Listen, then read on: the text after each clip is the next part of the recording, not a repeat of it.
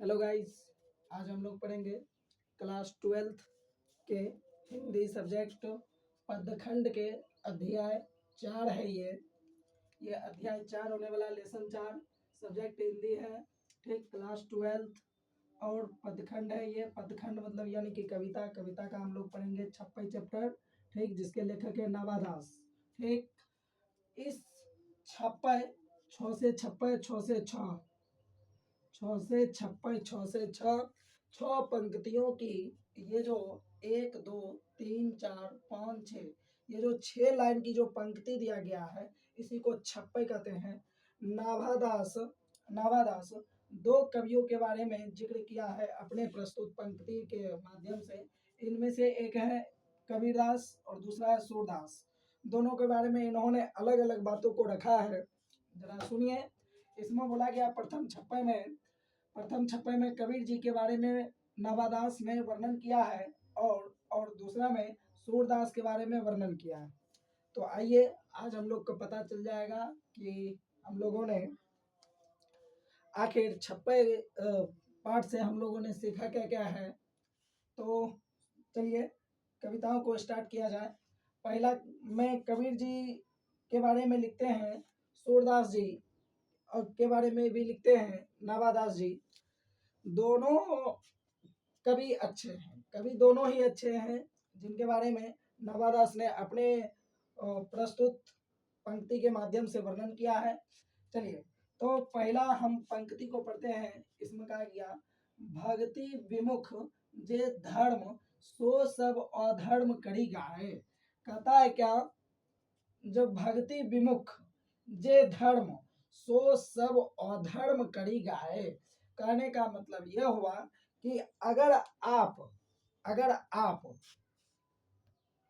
भक्ति के बिना कोई भी आप धर्म करते हैं तो वे सभी अधर्म के समान है। फिर से एक बार सुनिए, भक्ति विमुख यानी कि भक्ति के बिना जो भी धर्म कीजिएगा वो सब सो मतलब वो सब अधर्म के समान है। तो वही यहाँ पर नावादास जी लिखते हैं कि कबीर आखिर कहते क्या है। तो कबीर कहते हैं, भक्ति विमुख, भक्ति के बिना जो सब धर्म करते हैं आप लोग, वो सभी अधर्म के समान। पहला पंक्ति समझ गए होंगे। दूसरा है, फिर चाहे आप योग कर लीजिए, यज्ञ कर लीजिए, व्रत कर लीजिए, दान कर लीजिए, भजन कर लीजिए। ठीक, भजन बिनु तुच्छ दिखाए। अर्थात कहने का मतलब क्या हुआ कि भक्ति के बिना जो सब धर्म करते हैं वो सभी अधर्म के समान है।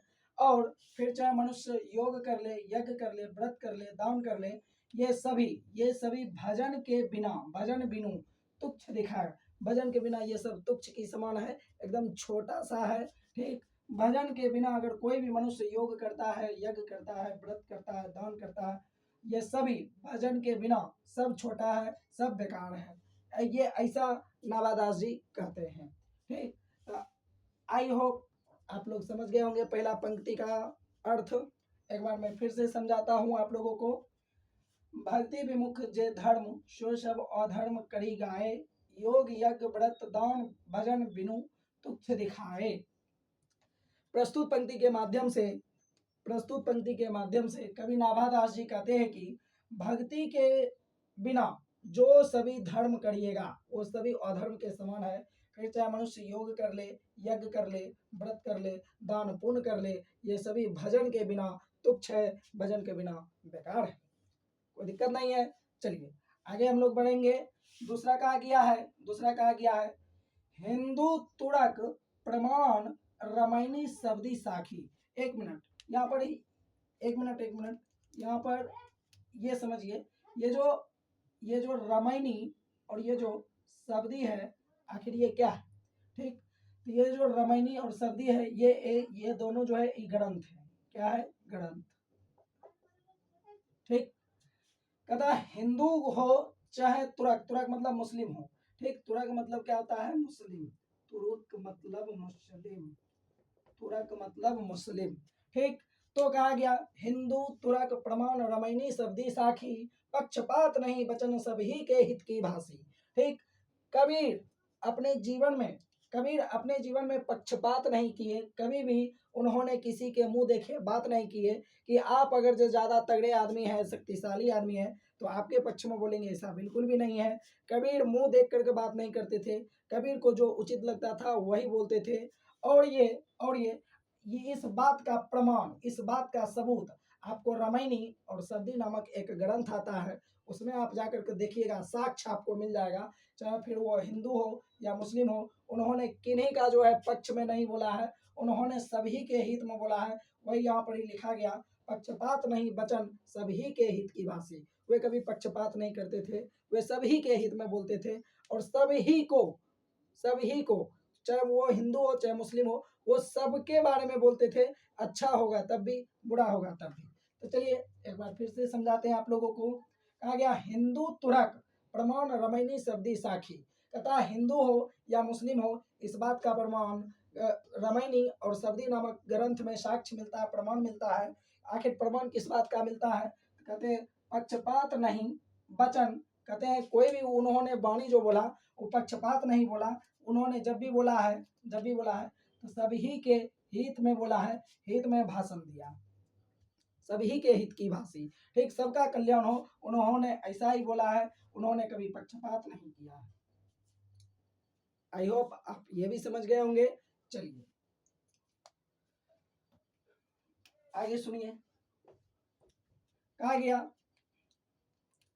आरूढ़ दशा हवै, आरूढ़ दशा हवै। कहते हैं क्या? आरूढ़ दशा हवै। कहता है अभी का जो ये जो दुनिया है, ये जो संसार है, ये सभी एक ही समय की नैया पर सब सवार है, ठीक, सब एक समान है, ठीक। आरूढ़ दशा हवै जगत पे, इस संसार में, इस जगत में सबकी दशा भी एक समान है। मुख देखी नाही भनी, उन्होंने कभी मुख मतलब मुंह देख करके नहीं बोला है, ठीक। कबीर कानी राखी नहीं, मतलब कान, कबीर उतना कान नहीं रखा करते थे। वर्णाश्रम सट दर्शनी, कहते हैं कबीर सुने सुनाए बातों पर विश्वास नहीं करते थे।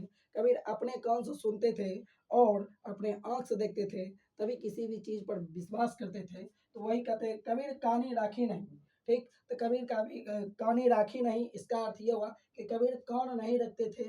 कबीर जो है सुनी सुनाई बातों पर विश्वास नहीं करते थे। कबीर ने वर्णाश्रम सट दर्शनी, वर्ण चार है, चार वर्ण है, ठीक, और आश्रम भी चार गो है, और सट सट मतलब छह, दर्शन भी छह गो है। इन्होंने ना तो वर्ण को माना है, ना तो चार आश्रम को माना है, ना तो छह दर्शन जो है उसको भी इन्होंने महत्व नहीं दिया। तो वही कहते हैं आज के समय में सभी की दशा एक जैसी है, लेकिन कबीर मुख देख करके जिंदगी में कभी नहीं किसी के पक्ष में बोले नहीं है। कबीर कान नहीं रखा करते थे, कबीर जो है किसी के बात सुनी सुनाई पर विश्वास नहीं करते थे।